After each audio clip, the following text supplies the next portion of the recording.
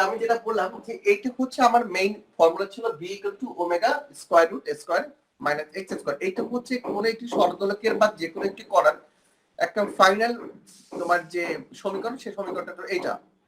এখন এর ভিতরে আমরা বিভিন্ন শর্ত আরোপ করব, এক একটা শর্তের জন্য বা এক একটা কন্ডিশনের জন্য এক এক রকম জিনিস আসবে। সেটা হলো যখন বলা হবে সর্বোচ্চ বেগ। দেখো সর্বোচ্চ বেগের কথা বলছিলাম যে এখানে সাম্যাবস্থা থেকে যখন তুমি ধরো আমরা যে ছোটবেলার দোল খাইছি, যখন চুপচাপ বসেছিল তখন ওটাকে বলা হবে সাম্যাবস্থা। এই সাম্যাবস্থা যখন সে আস্তে করে উপর দিকে সরে যাবে, সরে যাবে তো ছেড়ে দিবা, দেখো আস্তে আস্তে বেগ বাড়বে, বাড়তে বাড়তে বাড়তে বাড়তে ঠিক সাম্য অবস্থা পর্যন্ত এসে তোমার বেগটা সর্বোচ্চ হবে। এরপরে যখন এখান থেকে ক্রস করে ওদিকে চলে যাবে তখন আস্তে আস্তে কি হবে, বেগটা আস্তে আস্তে কমতে থাকবে।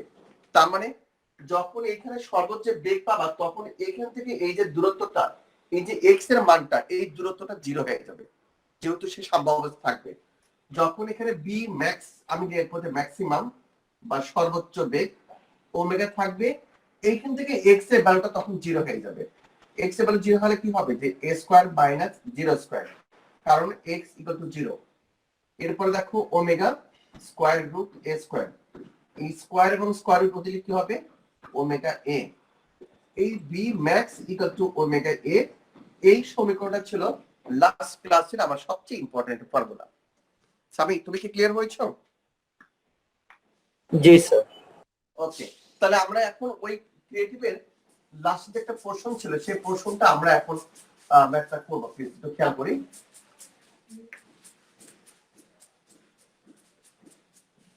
সবাই লাস্ট ক্রিয়েটিভটা বের করো।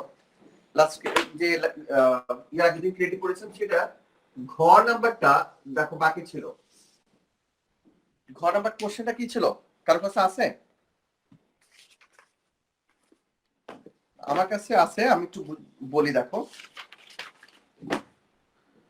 ঘ নাম্বার কোশ্চেনটা ছিল এই সরলদোলকের ক্ষেত্রে যে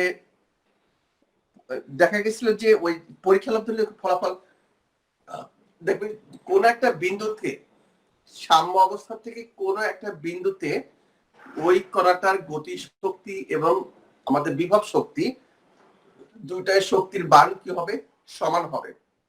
এখন প্রথম বলছিল যে হ্যাঁ ও পরীক্ষা করে বলেছিল যে হ্যাঁ সাম্য অবস্থা থেকে বা যে কোনো অবস্থায় কোন একটা বিন্দুতে গিয়ে ওই বস্তু কণাটার যে ইয়া ছিল বিভব শক্তি বা গতি শক্তি ছিল, এই দুটোর গতি শক্তি বিভব শক্তি সমান হবে।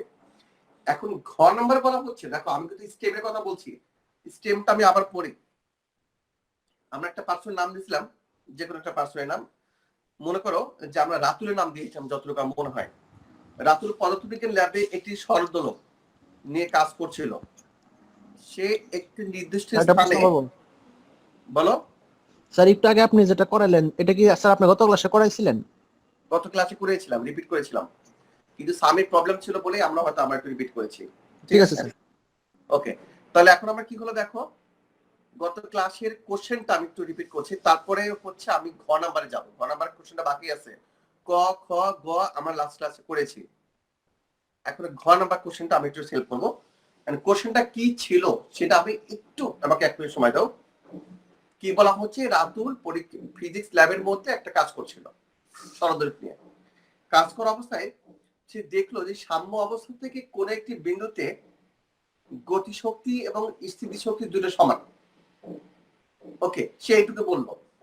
এবং সে দেখলো যে সাম্য অবস্থা থেকে কোন একটা বিন্দুতে গিয়ে গতিশক্তির মান এবং স্থিতিশক্তির মান সমান।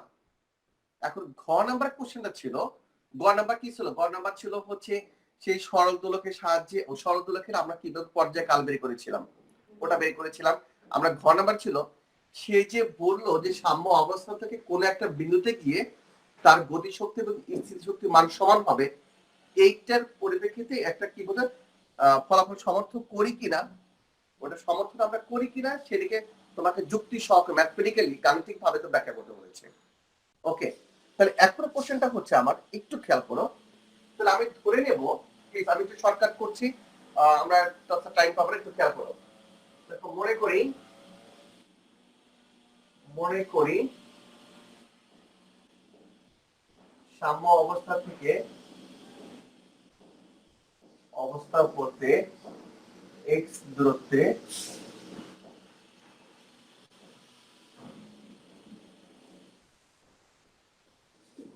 গতিশক্তি ও বিভব শক্তি সমান হবে। এটা আমি লিখে রাখলাম যে আমি ধরে নিচ্ছি সাম্য অবস্থা থেকে x দূরত্বে গিয়ে আমাদের গতিশক্তি এবং স্থিতিশক্তি এই দুটা মান সমান হবে, এটা আমি ধরে নিচ্ছি। এখন তাহলে আমার সাম্য অবস্থাকে এখন সরলদোলকের ক্ষেত্রে গতিশক্তি কত হবে দেখো, তাহলে সেই গতিশক্তিটা আমরা লিখি, গতিশক্তি আমরা লিখব ই কে মানে হলো কাইনেটিক এনার্জি। গতিশক্তি E K is equal to half omega square M omega square, তারপর ছিল A square minus x square. এই হচ্ছে গতিশক্তি মান। আর বিভব শক্তি বা স্থিতি শক্তি একই জিনিস, বিভব শক্তি এটা হচ্ছিল ইপি সমান সমান হাফ এম ওমেগা স্কয়ার, এখানে শুধু এ থাকবে না, শুধু এক্স স্কয়ার হবে। এইটা হচ্ছে আমার বিভব শক্তি এবং গতি শক্তি বের করার ফর্মুলা। ঠিক আছে, এটা খেয়াল করো প্লিজ। সরলদোলকের বিভব শক্তি এবং স্থিতি শক্তি বের করার ফর্মুলা এটা। এখন এই দুটো তোমাকে একটু মনে রাখার সহজ একটা উপায় দিয়ে দিচ্ছি। দেখো আমরা গতি শক্তি সর্ব নরমালি কি জানি হাফ এম ভি স্কয়ার। দেখো এখানেও হাফ এম ভি স্কয়ার, এই জায়গাটায় তোমাকে একটুখানি কাজ করে নিতে হবে যে half M V square, V মানে হচ্ছে আমরা কি জানি একটু আগে দেখেছিলাম, ভি মানে কি পাইছিলাম যে omega square minus x square. আমরা একটু আগে দেখতে তোমাকে বললে ফাইনাল ইকুয়েশন। ঠিক দেখো যে এই ওমেগা স্কয়ার আর এ স্কয়ার এক্স স্কয়ার এইটাই কিন্তু আমরা এখানে ভি, এরই কিন্তু আমরা ভি, এই ভির মানটা কিন্তু আমরা একটু আগে আমি কিন্তু বললাম যে করানোর সময় বললাম যে হ্যাঁ এটা হচ্ছে আমার বেগের মেইন সমীকরণ। ওই বেগের মানটা যদি হাফ এর ভি স্কয়ার বসাই তাহলে এখান থেকে হাফ এম ভি স্কয়ার মানে কি ওমেগা, আমাদের ছিল এখানে ওমেগা আর স্কয়ার রুটের ভিতরে ছিল স্কয়ার মাইনাস এক্স স্কয়ার, তো ওটার উপরে পুরো স্কয়ার করে দিলে এর ওমেগা স্কয়ার এক্স স্কয়ার। ওকে, এটা চলে আসলো। আর বিভব শক্তির মান হচ্ছে যখন আমি দেখব যে বিভব শক্তি মানে কি, যখন ওই বস্তুটা কোনো চলমান অবস্থায় থাকবে না, স্থির অবস্থায় থাকবে, তখন সেই শক্তিকে বলা হয় স্থিতি শক্তি, অথবা নাম দেবো হলো বিভব শক্তি। এখন স্থিতি শক্তি বা বিভব শক্তি যখন আমরা দেব তখন আমাকে বুঝতে হবে যে এখানে এর যে মানে আমাদের এ মানে কি আমাদের যে বিস্তার, এই বিস্তারের মানটা শূন্য হবে। তাহলে এর মানটা যদি শূন্য দিয়ে দাও তাহলে আবার কি হবে হাফ ও M omega square x square. But শর্তটা হলো আমাদের কোশ্চেনের শর্ত ছিল যে সাম্য অবস্থা থেকে কোন পয়েন্টে কোন বিন্দুতে গিয়ে গতিশক্তি এবং স্থিতি শক্তির মান সমান হবে, সেই পয়েন্টের বা সেই বিন্দুর আমরা এখন লোকেশনটা বের করব। প্লিজ একটু খেয়াল করি আমরা। সাম্য রাতুল বলছিল যে স্যার সাম্য অবস্থা থেকে কোন একটা বিন্দু থেকে দেখলাম যে গতিশক্তি এবং স্থিতি শক্তির দুইটার মান সমান হবে। এখন আমার কথা হলো তাহলে সাম্য অবস্থা থেকে কত দূরত্বে, সাম্য অবস্থা হতে কত দূরত্বে আমি এই দুইটা মান সমান পাবো, সেইটা আমরা এখন একটু খেয়াল করবো। একটু খেয়াল করি দেখো, তাহলে প্রশ্ন অনুযায়ী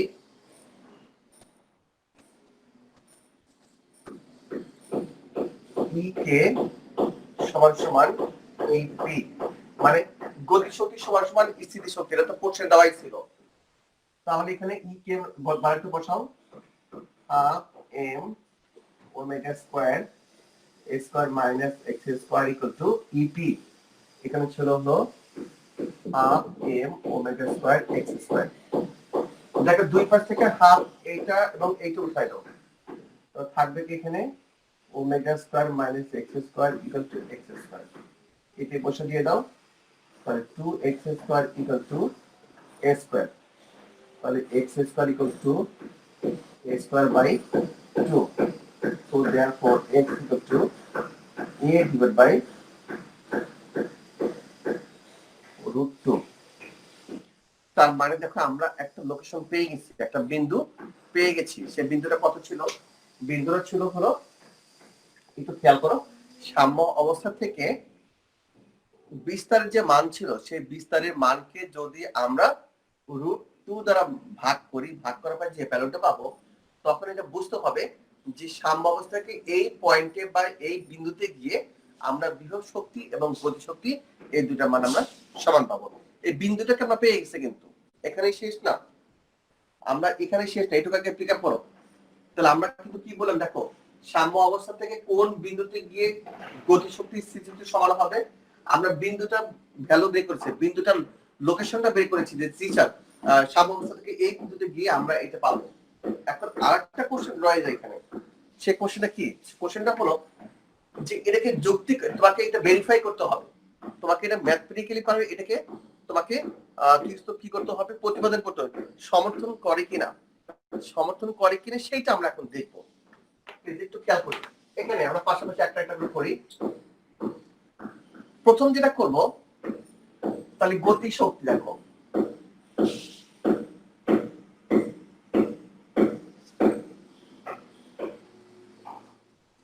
গতি শক্তির ভ্যালু কত ছিল?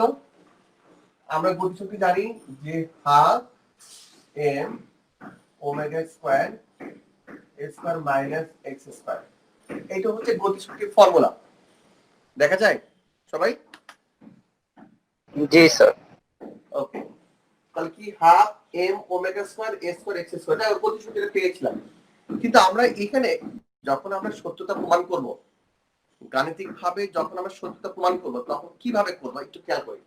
এই যে এক্স এর মানটা ছিল, এই এক্স এর মানটা আমরা এখানে বসাই দেব, বসাই দিয়ে দেখবো কি মান পাচ্ছি, এই জায়গাটা খেয়াল করবা। তাহলে এক্স এর মানটা কি বসাবো? a divide by √2। তাহলে আমরা এখান থেকে এক্স এর মান উঠাই দেব, দেখো হাফ এম ওমেগা স্কয়ার, এখানে ছিল a স্কয়ার মাইনাস এক্স এর ভ্যালু ছিল a বাই √2। a বাই √2 কে যদি আমরা স্কয়ার করি তাহলে কি হবে, এখানে a স্কয়ার উপরে আর √2 কে স্কয়ার করলে 2 হবে। এখন এখানে যদি আমরা বিয়োগ করি এখান থেকে m ওমেগা স্কয়ার, এখানে হবে a স্কয়ার বাই 2। দেখো একটু ক্যালকুলেশনে খেয়াল করো, তাহলে আমরা যদি এখন ডিরেক্ট লিখি হাফ আর হাফ মাল্টিপ্লাই করলে হবে 1/4 m omega square a square. Okay, আমরা গতি শক্তি পেলাম। এখন দেখবো এই যে x এর মানটা,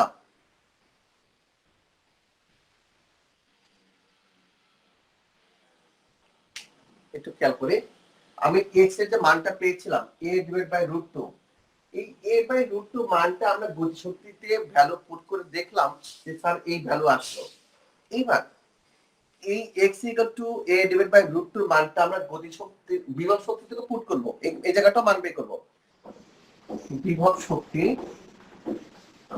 = হাফ m, কি ছিল এখানে half m omega square x square, omega square x square. এই জায়গাটা খেয়াল করে দেখব প্লিজ এখন, half m omega square x square, আমরা এখান থেকে x এর মানটা বসাই দেব। x এর মানটা কত পেয়েছিলাম বলো? এই মানটা x এর মানটা ছিল হলো half m omega square, x এর মানটা ছিল হলো a বাই √2। a বাই √2 কে যদি আমরা স্কয়ার করি তাহলে a স্কয়ার বাই 2। তাহলে এই নিচে হাফ আর এই হাফ যদি মাল্টিপ্লাই করি 1/4 m omega square x square. দেখো তো এই যে এইবার খেয়াল করে দেখো, গতিশক্তির মান কত ছিল? Half 1/4 m omega square x square. বিয়োগ শক্তি কত পেয়েছি? 1/4 m omega square x square. দুটোর ভ্যালু সমান না, সেম না? যখন সমান হলো তখন আমি লিখবে যে হ্যাঁ সত্যতা যাচাই করা হলো, বা সত্যতা যাচাই করা হলো। ঠিক আছে, এইটাই হচ্ছে তোমাকে ভেরিফাই করতে বলা হয়েছিল, যে গাণিতিক ভাবে তোমাকে এই সত্যতাটা যাচাই করতে হবে। সেই সত্যতাটা আমরা যাচাই করে দেখলাম।